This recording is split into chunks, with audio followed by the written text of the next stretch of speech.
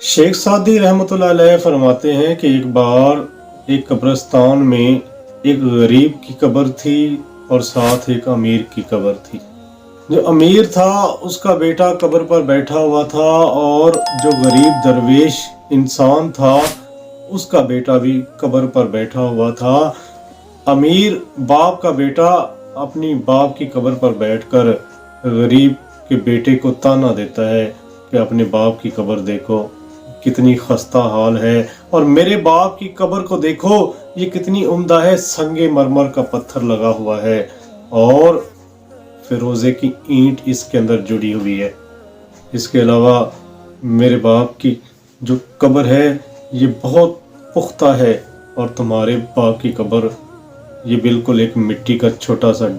ये ढेर है। ये बात सुनकर गरीब बाप के बेटे ने कहा, क़यामत वाले दिन जब अल्लाह ताला सब मुर्दों को जिंदा करेगा तो तेरा बाप जो अमीर था और उस पर लोगों ने कब्र के ऊपर पत्थर लाद दिए, इतना वजन लाद दिया कि उससे उठाई नहीं जाएगा, जबकि मेरा बाप वो इतनी देर में बहिश्त में पहुंच जाएगा।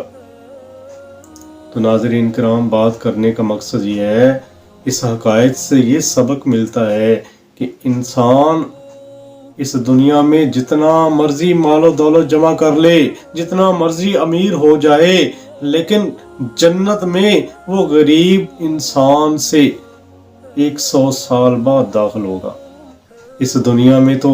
इंसान अपनी दौलत को लेकर बड़ा मुतकब्बर हो जाता है और गुरूर में आकर